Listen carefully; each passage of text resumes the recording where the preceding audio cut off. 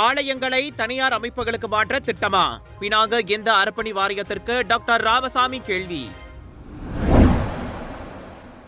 அனைவருக்கும் 16 நாட்கள் ஆண்டு விடுமுறை வழங்குவது நியாயமற்றது என்றது வர்த்தக சங்கம்.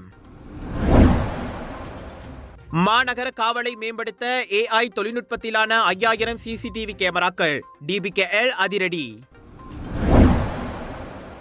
அம்பாங்கில் லாரியை கொண்டு வந்து தங்க கட்டி ATM இயந்திரத்தையே களவாடிய கும்பல்.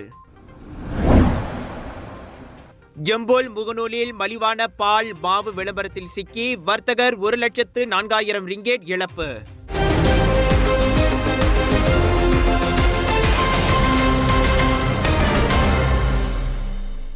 பினாங்க எந்த அர்ப்பணி வாரியத்தின் கீழுள்ள ஆலயங்கள் குத்தகைக்கு விடப்படலாம் அல்லது தனியார் நிறுவனங்களுக்கு மாற்றப்படலாம் என வெளியாகியுள்ள தகவல் கவலை அளிப்பதாக பேராசிரியர் டாக்டர் பி ராமசாமி கூறியுள்ளார். அது உண்மை என்றால் பல கேள்விகளுக்கு அவ்வாரியம் பதில் சொல்லியாக வேண்டும் என உரிமை கட்சியின் தலைவருமான அவர் சொன்னார். சமய அமைப்புகளை ROS எனப்படும் சங்க பதிவிலாக்காவின் கீழ் பதிவு செய்யப்பட்ட தனியார் அமைப்புகளுக்கு தாரை பார்க்க 1960ஆம் ஆண்டு அர்ப்பணி சட்டம் அனுமதிக்கிறதா என ராமசாமி கேள்வி எழுப்பினார். இந்த அர்ப்பணி வாரியம் மத்திய அரசின் அதிகாரத்தின் கீழ் வருவதால் மேற்கண்டவாறு குத்தகைக்கு விடவோ தனியாருக்கு மாற்றவோ தேசிய சட்டத்துறை தலைவரின் அனுமதி வேண்டுமா என்ற கேள்வியும் எழுகிறது. அல்லது நிலம் சம்பந்தப்பட்ட விவகாரங்கள் மாநில அரசின் அதிகாரத்திற்குட்பட்டதென்பதால் பினாங்க அரசு அல்லது ஆட்சிக்குழு உறுப்பினரின் ஒப்புதல் போதுமா என்றும் தெரியவில்லை. தற்போதைக்கு பிராயில் உள்ள ஸ்ரீ விநாயகர் ஆலயம் இப்பட்டியலில் முதலிடத்தில் இருப்பதாக கூறப்படுகிறது. பழைய நிர்வாகத்தின் முறையற்ற மேலாண்மையால் அர்ப்பணி வாரியத்தின் கீழ் கொண்டு வரப்பட்ட ஸ்ரீ விநாயகர் ஆலயத்தையும் அதன் நிலத்தையும் தனியார் அமைப்புக்கு மாற்ற திட்டமிட்டிருப்பதாக தெரிகிறது. ஒருவேளை நிதிச்சுமைதான் இதுபோன்ற உத்தேச மாற்றங்களுக்கு காரணம் என்றால் அர்ப்பணி வாரியம் விவேகமாக நிர்வகிக்கப்படவில்லை என்றே அர்த்தம். ஆலயங்களை தனியார் அமைப்புகளுக்கு தாரை வார்ப்பதென்பது இந்துக்களின் நலன்களை பாதுகாக்கும் அர்ப்பணி வாரியத்தின் நோக்கத்தையே சீர்குலைப்பதாக முகநூல் வாயிலாக ராமசாமி சொன்னார். சேவையில் இருக்கும் ஆண்டுகளை கணக்கில் கொள்ளாமல் அனைத்து தொழிலாளர்களுக்கும் 16 நாட்கள் ஆண்டு விடுமுறையை பொதுவாக வழங்குவது நியாயமற்றது என வர்த்தக குழு ஒன்று கூறியுள்ளது. அத்தகைய முடிவு தொழிலாளி மற்றும் முதலாளி இருவருக்கும் பாதகமாக இருக்கும் என்று சமந்தா எனப்படும் மலேசிய சிறு மற்றும் நடுத்தர தொழில்கள் சங்கத்தின் தலைவர் வில்லியமிங் தெரிவித்திருக்கிறார். பல நிறுவனங்கள் ஏற்கனவே 5 ஆண்டுகளுக்கு மேல் சேவையில் உள்ள தொழிலாளர்களுக்கு 18 முதல் 21 நாட்கள் விடுமுறை வழங்குகின்றன என அவர் சுட்டிக்காட்டினார். பொதுவாக பணியாளர்களுக்கு குறைந்தபட்சம் 14 நாட்கள் கிடைக்கும், அது 18 நாட்களுக்கு பிறகு உயர்த்தப்படலாம். வேலைவாய்ப்பு சட்டம் தற்போது 12 மாதங்களுக்கும் மேலாக சேவையாற்றிய தொழிலாளர்களுக்கு 8 நாட்கள் ஆண்டு விடுமுறையை வழங்குகிறது. 2 முதல் 5 ஆண்டுகள் பணிபுரியும் ஊழியர்களுக்கு 12 நாட்களும் மற்றும் 5 ஆண்டுகளுக்கு மேல் சேவையில் உள்ளவர்களுக்கு 16 நாட்கள் விடுமுறையும் வழங்கப்படுகின்றன. வருடாந்திர விடுமுறை எண்ணிக்கையை கட்டாயமாக அதிகரித்தால் கூடுதலான நடவடிக்கை செலவுகளுக்கு வழிவகுக்கும் மற்றும் லாபத்தை மேலும் குறைக்கும். குறிப்பாக பெரும்பாலான சில்லறை விற்பனையாளர்கள் ஏற்கனவே பண்டிகை காலங்களில் செயல்படுவதற்கு வேலையாட்களை கண்டுபிடிக்க முடியாமல் சிரமப்படுகின்றனர் என வில்லியம் தெரிவித்தார்.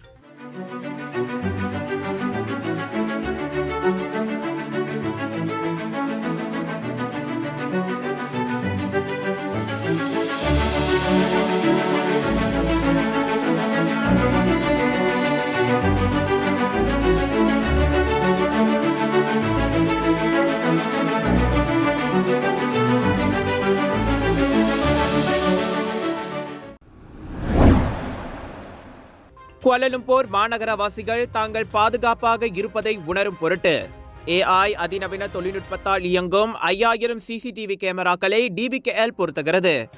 மாநகர பாதுகாப்பு மற்றும் போக்குவரத்து மேலாண்மையை மேம்படுத்தும் முயற்சியின் ஒரு பகுதியாக முக்கிய இடங்களில் அவை பொருத்தப்படுகின்றன.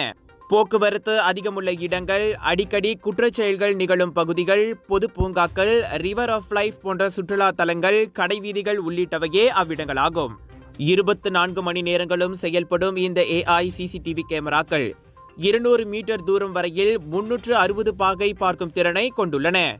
ஃபைபர் ஆப்டிக் எனப்படும் ஒளி இழை வசதியும் இருப்பதால் உயர்தரமான படங்களையும் அவற்றால் பதிவு செய்ய முடியும். தொடர்ச்சியாக 45 நாட்களுக்கு பதிவு செய்யும் ஆற்றலையும் அவை கொண்டிருப்பது தேவைப்படும் போது விசாரணைகளுக்கு பெரிதும் உதவும் என நம்பப்படுகிறது. இந்த அதிநவீன தொழில்நுட்ப பயன்பாட்டின் மூலம் ஆபத்து அவசர நேரங்களிலும் திடீர் வெள்ளம் மற்றும் பெருவெள்ள காலத்தின் போதும் அதிகாரிகளுக்கு விரைந்து எச்சரிக்கை அனுப்ப முடியும் என முகநூல் வாயிலாக DBKL தெரிவித்தது.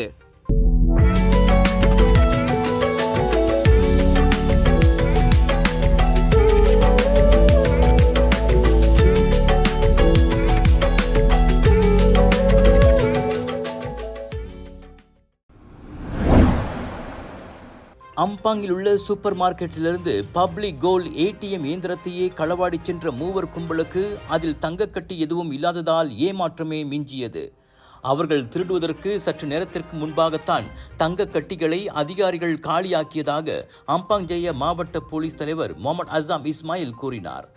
நவம்பர் 23ஆம் தேதி காலையில் நிகழ்ந்த அச்சம்பவத்தில் அக்கும்பல் ஒரு லாரி ஓட்டுநரை கூலிக்கு வைத்து அந்த ATM இயந்திரத்தை கடத்தியிருக்கிறது. தங்க கட்டிகள் இல்லை என்றாலும் ATM இயந்திரம் கொள்ளையிடப்பட்டதில் 60,000 ரிங்கிட் நஷ்டம் ஏற்பட்டுள்ளது. துப்பு துலங்கிய போலீஸ் நவம்பர் 26ஆம் தேதி கோலாலம்பூரிலும் காஜாங்கிலும் அம்மூவரையும் பிடித்தது. அவர்களில் 17 வயது இளைஞனும் அடங்குவான். மூவரில் ஒருவன் போதைப்பொருள் உட்கொண்டிருந்தது உறுதி செய்யப்பட்ட வேளை அவன் ஏற்கனவே 54 குற்றப்பதிவுகளை கொண்டிருப்பதும் தெரிய வந்தது. அவ்வாடவனை 4 நாட்களுக்கு தடுத்து வைத்துள்ள போலீஸ் மற்ற இருவரையும் உத்தரவாதத்தின் பேரில் விடுவித்தது.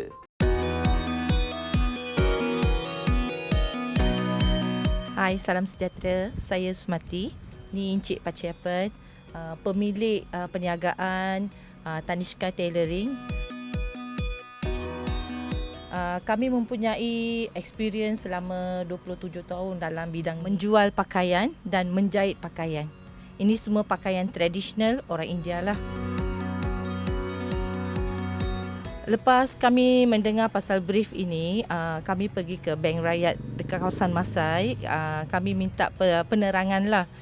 Lepas saya dengar, saya lebih confident. So, dia orang beritahu dengan step by step. So, dia orang ajar kita. Lepas tu saya submit borang. Tak berapa lama, bukan lama sangat, 10 hari permohonan saya diluluskan. Saya dapat pembiayaan daripada Bank Rakyat. Profit rate dia sangat rendah. Untuk peniaga-peniaga kecil macam saya ni, lebih sesuai, lebih senang untuk memajukan saya punya perniagaan. Saya perlukan brief ini. Saya amat menghargai dan mengucapkan terima kasih kepada pegawai bank dan juga terutamanya YB Ramanan. Bank Rakyat, bank pilihan anda.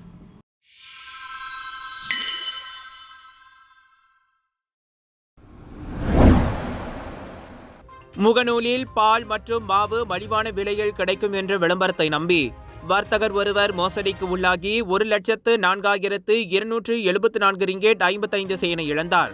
பாதிக்கப்பட்டவர் விற்பனையாளராக இருந்ததால் மலிவு விலையில் வெளிவந்த விளம்பரத்தில் அதிக ஆர்வம் காட்டி ஏமாந்துள்ளார் என ஜம்போல் மாவட்ட போலீஸ் தலைவர் சுப்ரிண்டன்டன்ட் ஹூ சாங்ஹூக் தெரிவித்தார். சமூக வலைத்தளத்தின் வெளிவந்த விளம்பர செயலியில் தனிப்பட்ட மற்றும் வங்கி கணக்குகள் விவரங்களையும் அவர் வழங்கியுள்ளார். அதன்பின் அவரது வாலெட் உட்பட பல்வேறு வங்கி கணக்கிலிருந்து 4 முறை பட்டுவாடா செய்யப்பட்டுள்ளது. இந்த பண பரிமாற்ற பரிவர்த்தனை குறித்து வங்கியிலிருந்து தகவல் வந்ததை தொடர்ந்து பாதிக்கப்பட்டவர் தனது கணக்கில் பணம் குறைந்ததை கண்டதாக ஹூ கூறினார். இச்சம்பவம் குறித்து குற்றவியல் சட்டத்தின் 420வது பிரிவின் கீழ் போலீசார் விசாரணை நடத்தி வருகின்றனர். உங்கள் சிறந்த ஆரோக்கியத்திற்கு அளவான எண்ணெயுடன் சிறந்த முறையில் தயாரிக்கப்பட்ட சைவம் அசைவத்திற்கும் பொருந்தும் சூப்பர் ஊறுகாய், பச்சை கொடி சிவப்பு மீன் சின்னம் கொண்ட ஸ்ரீ மீனாட்சி ஊறுகாய்.